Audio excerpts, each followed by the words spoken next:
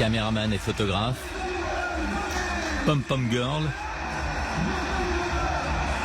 policier sur le qui-vive, c'est l'un des événements les plus importants de l'année. Il est d'ailleurs retransmis en direct à la télévision. Et ici, la star que tout le monde attend se fait appeler le prophète. Il habite à quelques kilomètres du stade. Nous allons le retrouver à son domicile, où son escorte est déjà prête, tirée à 4 épingles. Ses gardes du corps sont aussi ses disciples. Le prophète Koundé, il est vraiment un homme de Dieu, un envoyé de Dieu. Il fait tout ce que Jésus a fait. Le prophète Koundé fait aussi ça. Donc il est vraiment homme de Dieu. C'est notre prophète, c'est Dieu qui nous a envoyés ici dans notre pays. Le prophète Koundé, c'est cet homme avec une chemise à fleurs.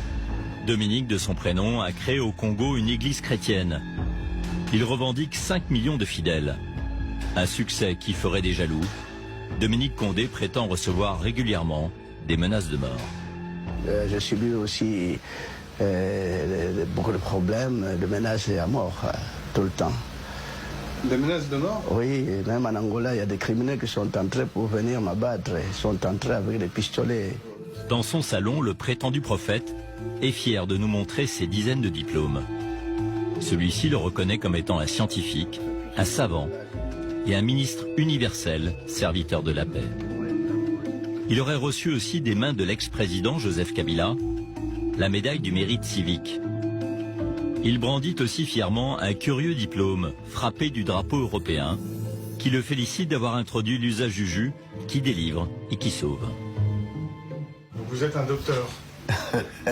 Bon, tout cela, ça peut venir, on peut vous appeler, on peut vous donner beaucoup de titres, mais un jour viendra, on ne serait plus. Le prophète ne répond pas vraiment à la question. Mais ce jus, soi-disant miraculeux, a fait sa fortune et celle de son église. Ses premiers clients, ce sont ses nombreux fidèles. Il est 14 h, Dominique Koundé, entouré de ses gardes du corps, bien armés, part pour le stade.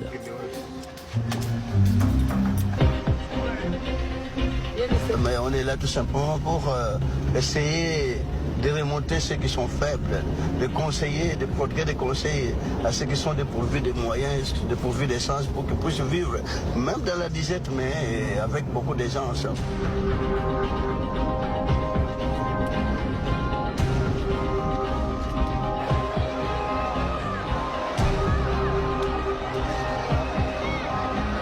Salue dans les tribunes Bruno Tshibala, alors Premier ministre du pays. Après un temps de prière et de chants religieux, le prophète fait son sermon, un appel pour que chacun croie en sa bonne étoile. Ils ne veulent pas que vous réussissiez, que vous puissiez vivre dans l'opulence, dans l'abondance, dans la richesse, mais même dans la misère, même si vous souffrez de la faim, même si vous souffrez de la maladie. À partir du moment où vous détenez la vérité, alors vous avez tout. Amen, mes fidèles. N'ayez peur de rien. Amen, mes fidèles. Le prétendu prophète est un homme habile. Il ne vend pas son jus soi-disant miraculeux dans des lieux publics comme un stade. Il l'écoule plus discrètement dans de petites paroisses éparpillées à travers le pays. C'est grâce à ce réseau qu'il aurait empoché d'ores et déjà des millions d'euros. Quelques jours plus tard, Dominique Koundé tient une permanence à Matete, dans les faubourgs de Kinshasa. Sur le trottoir, devant l'entrée, ils sont déjà plus d'une centaine à attendre leur tour pour une consultation. Le prophète m'a dit d'arrêter de dépenser mon argent dans les hôpitaux. Il m'a dit de boire le jus et de prier.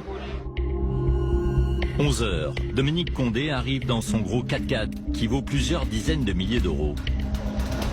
Amen. Merci. Tous ses fidèles sont venus chercher son remède, soi-disant magique. Mais avant de pouvoir se le procurer, il faut passer à la caisse et faire un petit don. Dominique Koundé reçoit les malades à la chaîne. Cette femme a été victime d'une rupture d'anévrisme il y a 1 an. Je suis venue voir le prophète parce que je suis très malade. Ça fait des années que je suis malade et là je ne peux même plus marcher. Quand j'ai entendu parler des œuvres du prophète, j'ai demandé à ce qu'on m'amène à lui.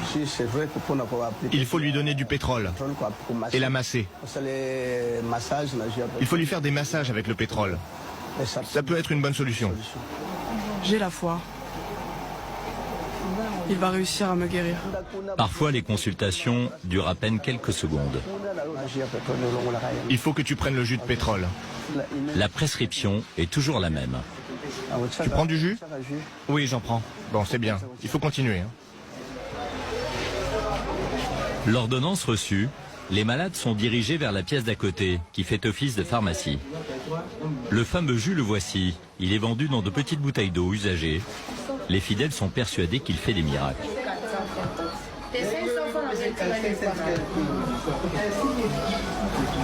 Ça guérit même les sida, même l'estomac, cancer de foie, même cirrhose de foie, donc beaucoup de maladies.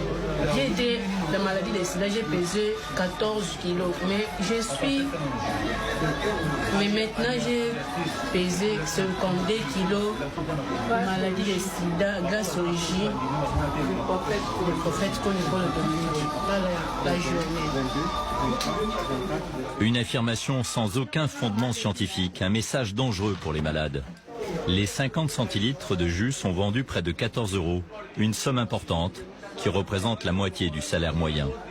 Du coup, les malades les plus pauvres se partagent les frais. Bon, on peut mélanger quand on a peu de malades, 2 personnes, 3 personnes par exemple, nous avons mélangé 3 personnes, on va partager. Dans la pièce se dégage une forte odeur d'essence. Il y a du citron, il y a du pétrole, il y a beaucoup de mélanges que vous ne connaissez pas.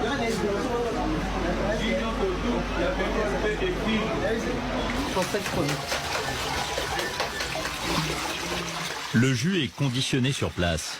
La demande est si forte que Dominique Condé va bientôt passer à une production industrielle. Il vient d'ailleurs de recevoir le nouveau packaging. Et voilà les cartons de jus que nous avons.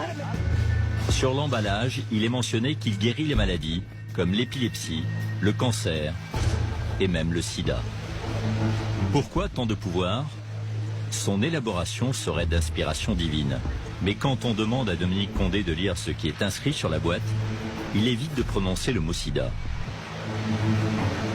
Ces produits traitent des maladies d'origine naturelle ou mystérieuse, telles que l'épilepsie, bon, cancer, etc. Il y a écrit que ça guérit du sida, mais vous n'avez pas dit. Du sida, non.